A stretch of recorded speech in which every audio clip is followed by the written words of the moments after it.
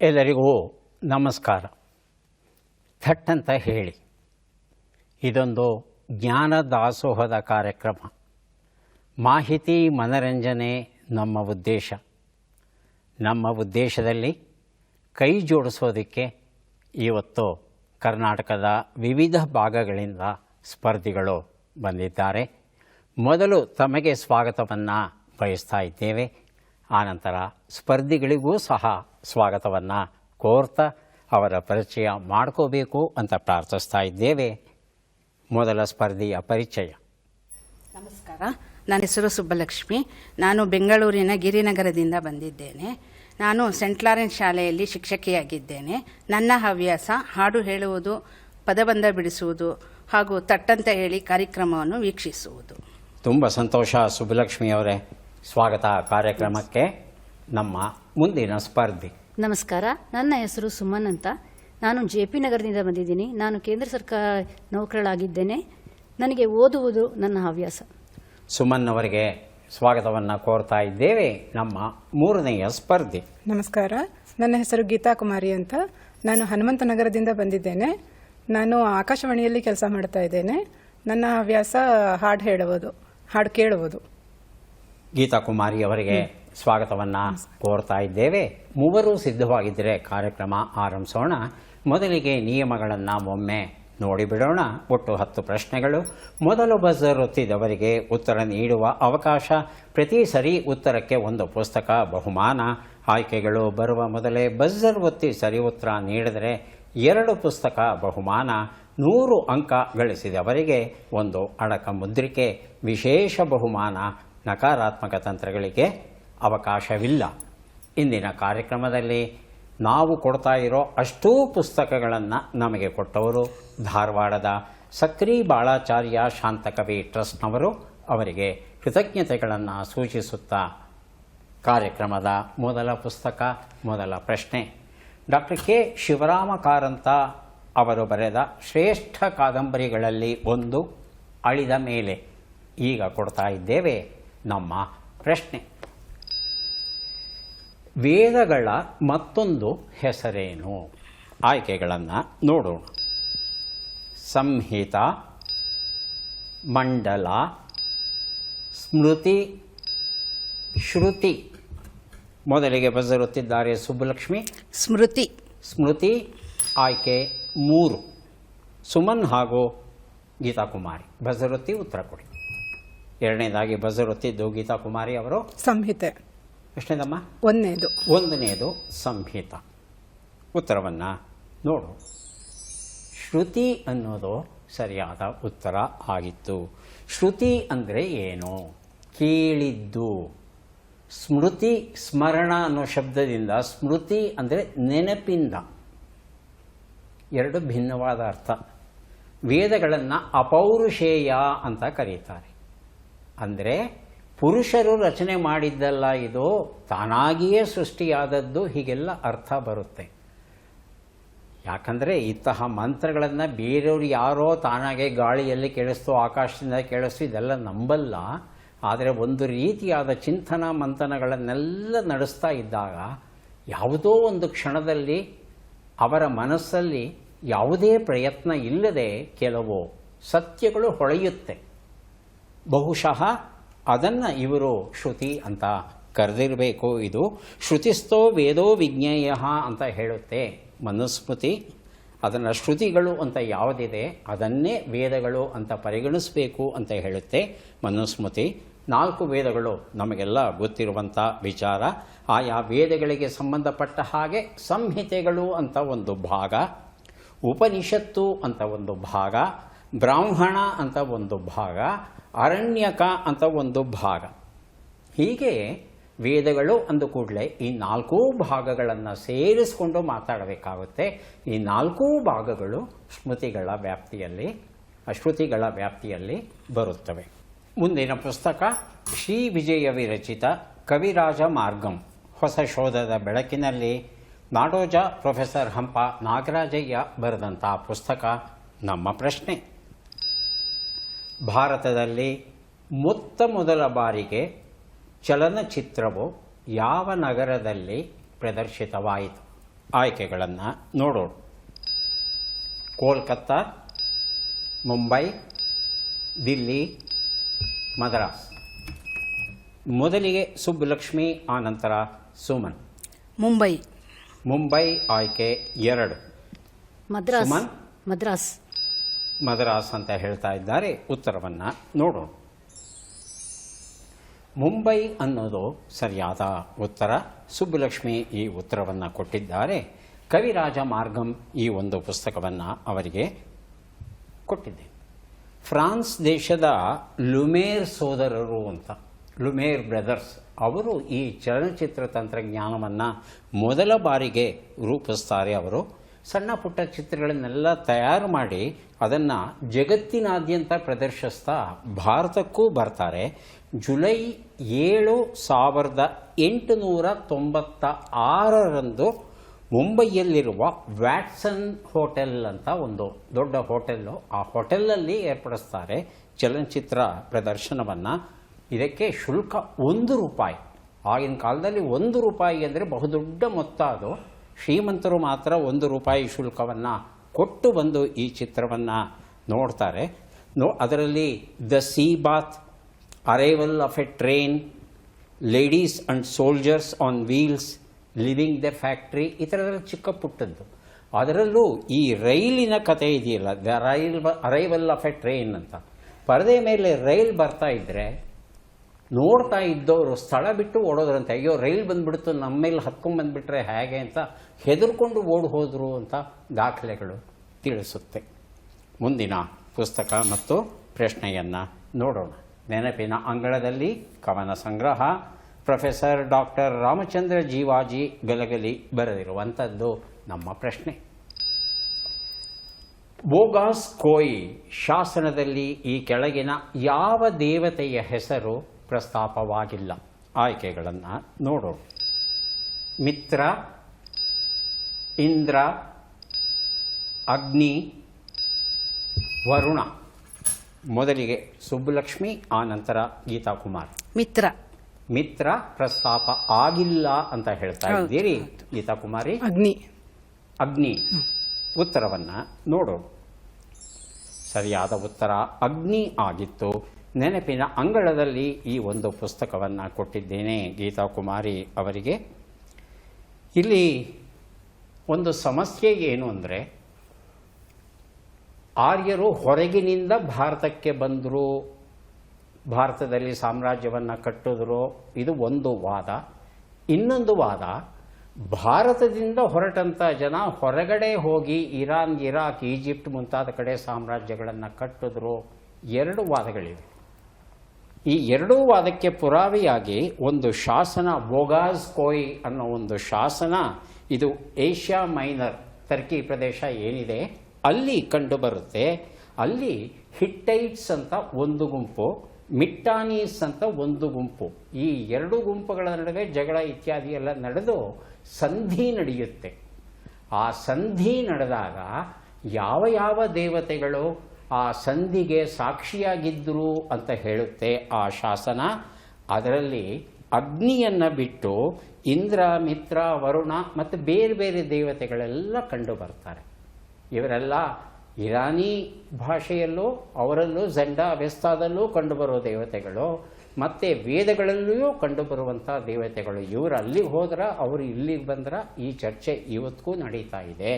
ಆದರೆ ಕ್ರಿಸ್ತಪೂರ್ವ 1400 ವರ್ಷದಷ್ಟು ಹಳೆಯದಾದ ಈ ಬೋಗಾಸ್ ಕೋಯ್ ಶಾಸನ ಏನಿದೆ, ಇದು ಒಟ್ಟಲ್ಲಿ 2 ಧರ್ಮಗಳಿಗೆ ಈ ದೇವತೆಗಳು ಸಂಬಂಧಪಟ್ಟಿದ್ರು ಅನ್ನೋದನ್ನು ತಿಳಿಸುತ್ತೆ ನಮಗೆ. ಸೋಲುಗಳಿಗೆ ಅಂಜದಿರಿ ಎನ್ನುವ ಪುಸ್ತಕ ಜಯಪ್ರಕಾಶ್ ನಾಗತಿಹಳ್ಳಿ ಬರೆದಿರುವಂಥದ್ದು ನಮ್ಮ ಪ್ರಶ್ನೆ. 1899ರಲ್ಲಿ ಸಂಪೂರ್ಣವಾಗಿ ಭಾರತೀಯನಿಂದಲೇ ನಿರ್ಮಿತವಾದ ಮೊದಲ ಚಿತ್ರದ ಹೆಸರೇನು? ಆಯ್ಕೆಗಳನ್ನು ನೋಡೋಣ. The wrestlers, a stormy sea, the flower of Persia, the Thames at Waterloo Bridge. Subbalakshmi ಮತ್ತು ಗೀತಾ ಕುಮಾರಿ. ಆಯ್ಕೆ 1, ದ ರೆಸ್ಲರ್ಸ್. ಹೌದಾ ಗೀತಾ ಕುಮಾರಿ ಅವರೇ? 4ನೇದು the theme of water. The Thames at Waterloo Bridge. ಉತ್ತರವನ್ನು ನೋಡೋಣ. ದ ರೆಸ್ಲರ್ಸ್ ಅನ್ನೋದು ಸರಿಯಾದ ಉತ್ತರ ಆಗಿತ್ತು. ಸೋಲುಗಳಿಗೆ ಅಂಜದಿರಿ, ಈ ಒಂದು ಪುಸ್ತಕವನ್ನು ಸುಬ್ಬಲಕ್ಷ್ಮಿ ಅವರಿಗೆ ಕೊಟ್ಟಿದ್ದೇನೆ.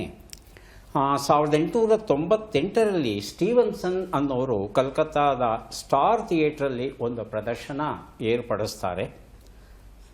ಅವರ ಕ್ಯಾಮ್ರಾನ ಉಪಯೋಗಿಸ್ತಾ ಇದ್ದಿದ್ದು ನಮ್ಮ ಭಾರತೀಯ ಹೀರಾಲಾಲ್ ಅಂತಕ್ಕಂಥ ಒಬ್ಬ ವ್ಯಕ್ತಿ. ಅವನು ಆ ಚಿತ್ರದ ಕೆಲವು ದೃಶ್ಯಗಳನ್ನು ತಗೋತಾನೆ. ಅದು ಫ್ಲವರ್ಸ್ ಆಫ್ ಪರ್ಷಿಯಾ ಅನ್ನೋ ಹೆಸರಲ್ಲಿ ಬಿಡುಗಡೆಯಾಗುತ್ತೆ. ನಿರ್ಮಾಣ ಇತ್ಯಾದಿಗಳು ವಿದೇಶಿಯಂದು, ಆದರೆ ಕ್ಯಾಮ್ರಾ ಕೆಲಸ ಭಾರತೀಯಂದು. ಆದರೆ ಸಂಪೂರ್ಣವಾಗಿ ಒಬ್ಬ ಭಾರತೀಯನಿಂದಲೇ ಆದಂಥ ಚಲನಚಿತ್ರ ಅಂದರೆ ದ ರೆಸ್ಲರ್ಸ್. ಅದು 1899ರಲ್ಲಿ ಹರಿಶ್ಚಂದ್ರ ಸಖಾರಾಮ್ ಬಟವಾಡೇಕರ್ ಅಂತಕ್ಕಂಥ ಒಬ್ಬ ವ್ಯಕ್ತಿ, ಮಹಾರಾಷ್ಟ್ರೀಯನ್ ವ್ಯಕ್ತಿ, ಆತ ಲುಮೇರ್ ಸೋದರರ ಒಂದು ಪ್ರದರ್ಶನ ಏನಿತ್ತು ಅದನ್ನು ನೋಡಿ ಒಂದು ಕ್ಯಾಮ್ರಾನ ಕೊಂಡ್ಕೋತಾನೆ, ಒಂದು ಪ್ರೊಜೆಕ್ಟರ್ನ ಕೊಂಡ್ಕೋತಾನೆ. ಮುಂಬೈಯಲ್ಲಿ ಒಂದು ಕುಸ್ತಿ ಪಂದ್ಯ ನಡೆಯುತ್ತೆ. ಆ ಪಂದ್ಯದಲ್ಲಿ ಮೊದಲ ಬಾರಿಗೆ ಚಿತ್ರೀಕರಿಸ್ತಾನೆ. ಹಾಗಾಗಿ ದ ರೆಸ್ಲರ್ಸ್ ಅನ್ನೋ ಹೆಸರು ಕೊಟ್ಟು ಆ ಚಿತ್ರವನ್ನು ಬಿಡುಗಡೆ ಮಾಡ್ತಾನೆ. ಸಂಪೂರ್ಣವಾಗಿ ಭಾರತೀಯರಿಂದ ನಿರ್ಮಾಣವಾದಂಥ ಚಿತ್ರ ದ ರೆಸ್ಲರ್ಸ್. ಕಾವೇರಿ ಜಲ ವಿವಾದ, ಅರ್ಜುನ ಹಳ್ಳಿ, ಪ್ರಸನ್ನಕುಮಾರ್ ಬರೆದಿರುವಂಥದ್ದು ನಮ್ಮ ಪ್ರಶ್ನೆ. ಬಿಟ್ಟ ಅಕ್ಷರಗಳನ್ನು ತುಂಬಿ. 5 ಅಕ್ಷರಗಳನ್ನು ತುಂಬಬೇಕು. ಉತ್ತರವನ್ನು ನಮಗೆ ಕೊಡಬೇಕು. ಬಜರ್ ಆಗಲೇ ಒತ್ತಿದ್ದಾರೆ ಗೀತಾ ಕುಮಾರಿ ಮತ್ತು ಸುಬ್ಬಲಕ್ಷ್ಮಿ. ಗೀತಾ ಕುಮಾರಿ. ಸಮುದ್ರದಲ್ಲಿ ಚಂಡಮಾರುತ. ಸಮುದ್ರದಲ್ಲಿ ಚಂಡಮಾರುತ. ಹೌದಾ ಸುಬ್ಬಲಕ್ಷ್ಮಿ? ಅದೇ ಉತ್ತರವಾ? ಉತ್ತರವನ್ನು ನೋಡೋಣ. ಸಮುದ್ರದಲ್ಲಿ ಚಂಡಮಾರುತ ಉತ್ತರ ಸರಿಯಾಗಿದೆ. ಕಾವೇರಿ ಜಲವಿವಾದ ಈ ಒಂದು ಪುಸ್ತಕವನ್ನು ಗೀತಾ ಕುಮಾರಿ ಅವರಿಗೆ ಕೊಟ್ಟಿದ್ದೇವೆ. ಮುಂದಿನ ಪುಸ್ತಕ ಮತ್ತು ಪ್ರಶ್ನೆಯನ್ನು ಈಗ ನೋಡೋಣ. ಕನ್ನಡ ವ್ಯಾಕರಣ ದೀಪಿಕೆ RDG ಬರೆದಿರುವಂಥ ಪುಸ್ತಕ. ಇದು ನಮ್ಮ ಪ್ರಶ್ನೆ. ಈ ಕೆಳಗಿನ ಲೆಕ್ಕಗಳನ್ನು ಪೂರ್ಣಗೊಳಿಸಿ ಉತ್ತರಗಳನ್ನೆಲ್ಲ ಕೂಡಿ ಅಂತಿಮ ಉತ್ತರವನ್ನು ನೀಡಿ. ಲೆಕ್ಕಗಳು ಬಂದಿದೆ. 1 ನಿಮಿಷದ ಕಾಲಾವಕಾಶ.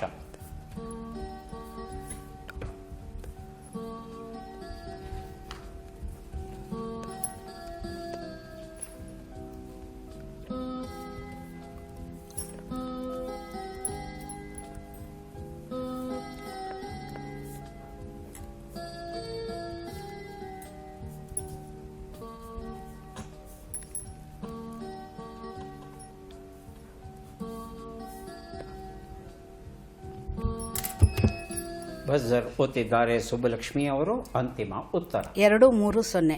230. ಸುಮನ್ ಹಾಗೂ ಗೀತಾ ಕುಮಾರಿ ಲೆಕ್ಕ ಪೂರ್ಣವಾಗಿದೆಯಾ? ಪರೀಕ್ಷೆ ಮಾಡೋಣ. ಪರೀಕ್ಷೆ ಮಾಡ್ತಾ ಹೋಗೋಣ. ಒಂದು ಉತ್ತರ 54, 110, 114, 25 ಎಲ್ಲವನ್ನ ಕೂಡಿದ್ರೆ 333 ಬಂದಿದೆ. ಲೆಕ್ಕವೆಲ್ಲೋ ತಪ್ಪಾಗಿದೆ. ಕನ್ನಡ ವ್ಯಾಕರಣ ದೀಪಿಕೆ ಈ ಪುಸ್ತಕ ನನ್ನಲ್ಲೇ ಉಳಿತು. ಮುಂದಿನ ಪುಸ್ತಕ ಕಥಾಕೋಶ, ಡಾಕ್ಟರ್ BR ಸುಹಾಸ್ ಬರೆದಂಥ ಪುಸ್ತಕ. ಇದು ನಮ್ಮ ಪ್ರಶ್ನೆ. ಈ ವಾದ್ಯವನ್ನು ಗುರುತಿಸಿ ಚಿತ್ರವನ್ನು ನೋಡೋಣ.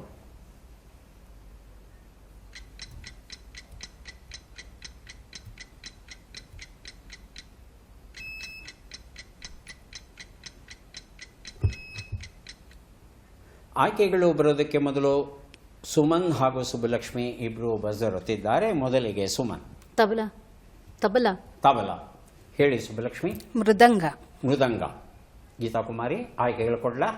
ಕೊಡಿ ಸರ್. ಆಯ್ಕೆಗಳು: ಮೃದಂಗಂ, ಪಕ್ವಾಸ್, ತಬಲಾ, ಡೋಲಕ್. ಪಕ್ವಾಸ್. ಉತ್ತರವನ್ನು ನೋಡು. ಮೃದಂಗಂ ಅನ್ನೋದು ಸರಿಯಾದ ಉತ್ತರ ಆಗಿತ್ತು. ಕಥಾಕೋಶ ಈ ಒಂದು ಪುಸ್ತಕವನ್ನು ಕೊಟ್ಟಿದ್ದೇನೆ ಸುಬ್ಬಲಕ್ಷ್ಮಿ ಅವರಿಗೆ. ಮೃದಂಗಂ, ಮೃತ್ ಅಂದರೆ ಮಣ್ಣು, ಅಂಗಂ ದೇಹ ಅಂದರೆ ಇಡೀ ಮೃದಂಗವನ್ನು ಮಣ್ಣಿಂದ ಮಾಡ್ತಾ ಇದ್ರಂತೆ ಮೊದಲು. ಈಗ ಮಣ್ಣಿಂದ ಮಾಡಲ್ಲ. ಈಗ ಹಲಸಿನ ಮರ ಸುಮಾರು 1 ಇಂಚಷ್ಟು ದಪ್ಪ ಇರುತ್ತೆ, ಆ ಮರದಿಂದ ತಯಾರು ಮಾಡ್ತಾರೆ. ಇದು ಆದಿವಾದ್ಯಗಳಲ್ಲಿ ಒಂದು. ಇದನ್ನು ದೇವವಾದ್ಯ ಅಂತಲೂ ಕರೀತಾರೆ. ಯಾಕಂದರೆ ಈ ವಾದ್ಯವನ್ನು ನುಡಿಸೋದರಲ್ಲಿ ನಿಪುಣ ನಂದಿ, ಆನಂತರ ಗಣಪತಿ. ಶಿವ ತಾಂಡವ ನೃತ್ಯ ಮಾಡ್ದ ಅಂತ ನಾವೆಲ್ಲ ಕೇಳಿದ್ದೇವೆ. ಆ ತಾಂಡವ ನೃತ್ಯ ಮಾಡುವ ಸಂದರ್ಭದಲ್ಲಿ ನಂದಿ ಈ ಮೃದಂಗವನ್ನು ನುಡಿಸಿದ ಅಂತ ನಾವೆಲ್ಲ ಕೇಳಿದ್ದೇವೆ. ಇದೇ ಮೃದಂಗವನ್ನು ಮಧ್ಯದಲ್ಲಿ ಸೀಳಿ ಅದನ್ನು ತಬಲ ಅನ್ನೋ ವಾದ್ಯವನ್ನು ರೂಪಿಸಿದ್ರು ಮೊಘಲರ ಕಾಲದಲ್ಲಿ ಅಂತ ಇತಿಹಾಸ ಹೇಳುತ್ತೆ. ಆದರೆ ಇದು ಪೂರ್ಣ ರೂಪದಲ್ಲಿ ಇರುವಂಥದ್ದು ಇದು ಮೃದಂಗ. ತಬಲ 2 ಪ್ರತ್ಯೇಕ ಭಾಗಗಳು ಇರುತ್ತೆ. ಸೀತಾರಣ್ಯ ಪ್ರವೇಶ ನಾಟಕದ ಪುಸ್ತಕ ಸಕ್ರಿ ಬಾಳಾಚಾರ್ಯ ಬರೆದಿರುವಂಥದ್ದು ನಮ್ಮ ಪ್ರಶ್ನೆ. ಈ ಅಕ್ಷರಗಳನ್ನು ಸರಿಯಾಗಿ ಜೋಡಿಸಿ. ಅಕ್ಷರಗಳು ಮ, ಮೋ, ನ, ಭೂ, ಹಿ, ನಿ, ವ, ನ. ಆಗಲೇ ಬಜರ್ ಒತ್ತಿದ್ದಾರೆ ಗೀತಾ ಕುಮಾರಿ. ಭುವನ ಮನಮೋಹಿನಿ. ಭುವನ ಮನ ಮೋಹಿನಿ ಅಂತ ಹೇಳ್ತಾ ಇದ್ದಾರೆ. ಸುಬ್ಬಲಕ್ಷ್ಮಿ ಇರಬಹುದಾ? ಇರಬಹುದು. ಇರಬಹುದು. ಸುಮನ್ ಅದೇ ಇರ್ಬೋದು ಸರ್. ಉತ್ತರವನ್ನು ನೋಡು. ಭುವನ ಮನ ಮೋಹಿನಿ ಉತ್ತರ ಸರಿಯಾಗಿದೆ. ಸೀತಾರಣ್ಯ ಪ್ರವೇಶ ನಾಟಕದ ಪುಸ್ತಕವನ್ನು ಗೀತಾ ಕುಮಾರಿ ಅವರಿಗೆ ಕೊಟ್ಟಿದ್ದೇವೆ. ಈಗ ನಾವು ಕೊಡಲಿದ್ದೇವೆ 3 ಪುಸ್ತಕಗಳನ್ನು. ಪದಬಂಧ ಬಂದಿದೆ. ಸುಳುಹುಗಳನ್ನು ಈಗ ನೋಡೋಣ. ಸುಳುಹುಗಳು: ಸುಳ್ಳು ಸುದ್ದಿಯನ್ನು ಹರಡುವವನು, ಹಣ್ಣಾಗದೇ ಇರುವಂತಹದ್ದು, ಗ್ರಹಚಾರ. 1 ನಿಮಿಷದ ಕಾಲಾವಕಾಶ.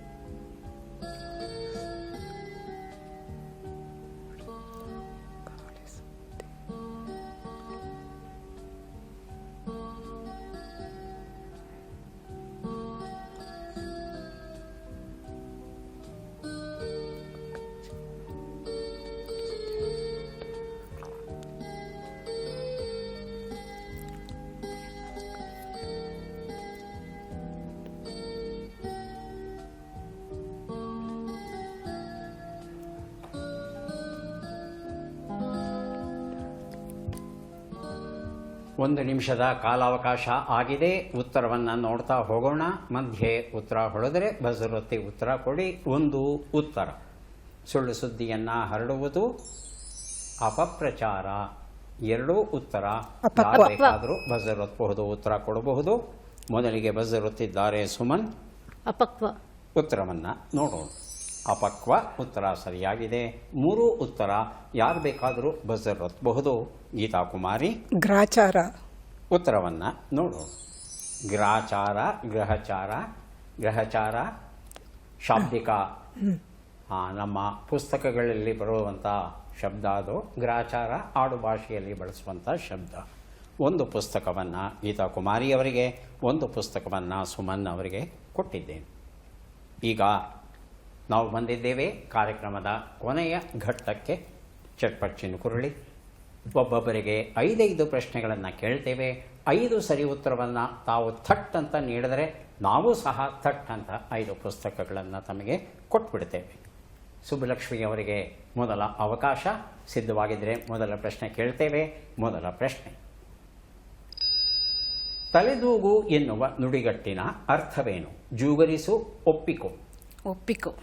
ಮುಂದಿನ ಪ್ರಶ್ನೆ: ಪೂರ್ವಜ ಎಂಬ ಅರ್ಥವನ್ನು ಕೊಡುವ ಶಬ್ದವು ಯಾವುದು? ಹಿರಿಯರು. ಹಿರಿಯರು. ಹಿರಿಯರು. ಮುಂದಿನ ಪ್ರಶ್ನೆ: ಅಂಕುಶ ಎಂಬ ಪದದ ವಿರುದ್ಧ ಪದ ಯಾವುದು? ನಿರಂಕುಶ. ನಿರಂಕುಶ.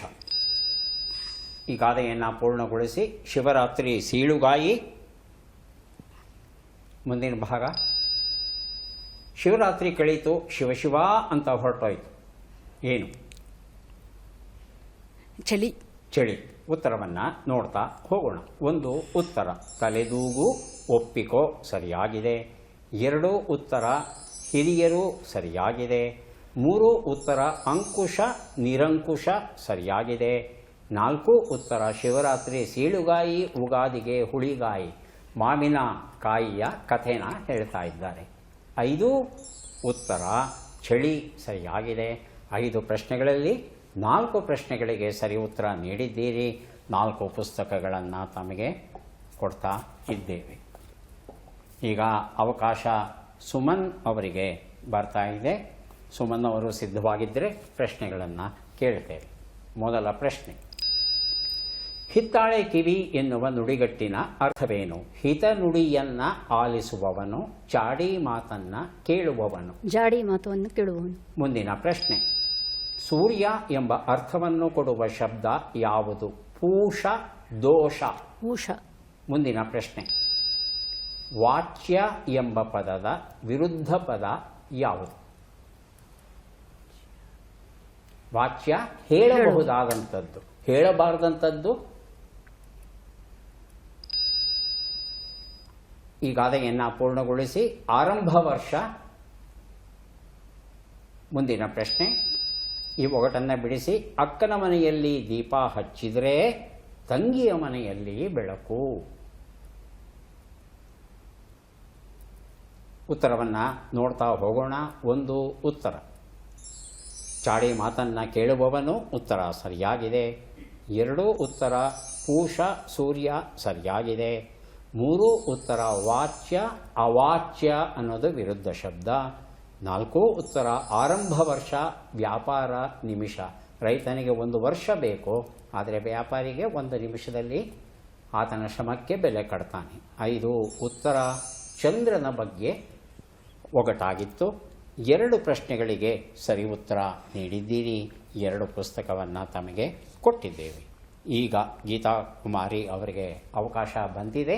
ಮೊದಲ ಪ್ರಶ್ನೆ, ಗೋಣುಮುರಿ ಎನ್ನುವ ನುಡಿಗಟ್ಟಿನ ಅರ್ಥವೇನು? ಕುತ್ತಿಗೆಯನ್ನ ಕೊಂಕಿಸು, ಸೊಕ್ಕನ್ನು ಮುರಿ. ಸೊಕ್ಕನ್ನು ಮುರಿ. ಮುಂದಿನ ಪ್ರಶ್ನೆ, ಸವರು, ಲೇಪಿಸು ಎಂಬ ಅರ್ಥವನ್ನು ಕೊಡುವ ಶಬ್ದ ಯಾವುದು? ಪೂಸು. ಪೂಸು, ಹಾಸು. ಪೂಸು. ಮುಂದಿನ ಪ್ರಶ್ನೆ, ಗದ್ಯ ಎಂಬ ಪದದ ವಿರುದ್ಧ ಪದ ಯಾವುದು? ಗದ್ಯಕ್ಕೆ ವಿರುದ್ಧವಾದದ್ದು. ಪದ್ಯ. ಜ್ವರ ಹೇಳಿ. ಪದ್ಯ. ಪದ್ಯ. 4 ಉತ್ತರ ಬಾಳಲಾರದವಳು. ಗಾದೆ ಪೂರ್ಣ ಮಾಡಬೇಕು. ಮುಂದಿನ ಪ್ರಶ್ನೆ, ಬಿಳಿ ಸರದಾರನಿಗೆ ಕರಿ ಟೋಪಿ. ಬೆಂಕಿ ಕಡ್ಡಿ. ಬೆಂಕಿ ಕಡ್ಡಿ. ಉತ್ತರವನ್ನು ನೋಡ್ತಾ ಹೋಗೋಣ. ಗೋಣುಮುರಿ, ಸೊಕ್ಕನ್ನು ಮುರಿ ಸರಿಯಾಗಿದೆ. ಸವರು, ಲೇಪಿಸು, ಪೂಸು ಸರಿಯಾಗಿದೆ. ಗದ್ಯ, ಪದ್ಯ ಸರಿಯಾಗಿದೆ. ಬಾಳಲಾರದವಳು ಬಾವಿಗೆ ಬಿದ್ದಳಂತೆ ಅನ್ನೋದು ಸರಿಯಾದ ರೂಪ ಆಗಿತ್ತು. 5 ಉತ್ತರ ಬಿಳಿ ಸರದಾರನಿಗೆ ಕರಿ ಟೋಪಿ, ಬೆಂಕಿ ಕಡ್ಡಿ. 5 ಪ್ರಶ್ನೆಗಳಲ್ಲಿ 4 ಪ್ರಶ್ನೆಗಳಿಗೆ ಸರಿ ಉತ್ತರ ಕೊಟ್ಟಿದ್ದೀರಿ. ಹಾಗಾಗಿ 4 ಪುಸ್ತಕಗಳನ್ನು ತಮಗೆ ಕೊಡ್ತಾ ಇದ್ದೇನೆ. ಈಗ ಯಾರಿಗೆ ಎಷ್ಟು ಪುಸ್ತಕಗಳು ಬಂದಿವೆ ಅದನ್ನು ನೋಡುವ ಕ್ಷಣ ಬಂತು. ಮೊದಲು ಸುಬ್ಬಲಕ್ಷ್ಮಿ ಅವರಿಗೆ 4 8 ಪುಸ್ತಕ ತಮಗೆ ದೊರೀತಾ ಇದೆ. ಪುಸ್ತಕಗಳನ್ನು ಸ್ವೀಕರಿಸಿ ಕಾರ್ಯಕ್ರಮದಲ್ಲಿ ಭಾಗವಹಿಸಿದ್ದಕ್ಕೆ ತಮಗೆ ಅಭಿನಂದನೆಗಳು.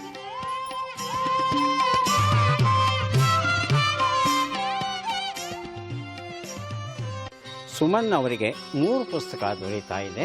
ಸ್ವೀಕರಿಸಿ ಅಭಿನಂದನೆಗಳು.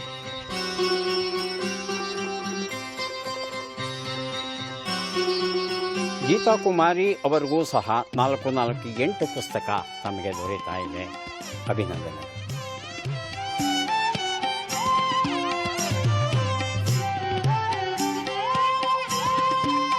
ಮಾರುಕಟ್ಟೆಯಲ್ಲಿ ದಪ್ಪ ಬದನೆಕಾಯಿ ಸಿಗುತ್ತೆ. ತುಂಬ ಆಕರ್ಷಕವಾಗಿರುತ್ತೆ. ಇನ್ನೂ ಆಕರ್ಷಕವಾಗಿ ಕಾಣೋದಕ್ಕೆ ಅವ್ರು ಏನು ಮಾಡ್ತಾರೆ ಗೊತ್ತಾ? ಈ ಕಾರು ಬೈಕಲ್ಲಿ ಉಪಯೋಗಿಸಿದಂಥ ಎಣ್ಣೆ ಇರುತ್ತಲ್ಲ, ಸ್ಪೆಂಟ್ ಆಯಿಲ್ ಅಂತಾರೆ. ಆ ಎಣ್ಣೆಯನ್ನು ತಂದು ಈ ಬದನೆಕಾಯಿಗೆ ಹಚ್ಚಿಬಿಟ್ರೆ ಅದು ಬೆಳಕಿಗೆ ಹೊಳಿತಾ ಇರುತ್ತೆ, ತಿಂದರೆ. ಹಾಗಾಗಿ ಬದನೆಕಾಯಿಯನ್ನು ತಂದಾಗ ಚೆನ್ನಾಗಿ ಸೋಪ್ ನೀರಲ್ಲಿ ತೊಳೀರಿ, ಸಾಧ್ಯವಾದಷ್ಟು ತೆಗೀರಿ, ಆನಂತರ ಉಪ್ಪು ನೀರಲ್ಲಿ, ಆನಂತರ ಹುಳಿ ನೀರಲ್ಲಿ ತೊಳೆದು ಆಮೇಲೆ ಬಳಸಿ. ಮತ್ತೆ ಭೇಟಿಯಾಗೋಣ. ನಮಸ್ಕಾರ.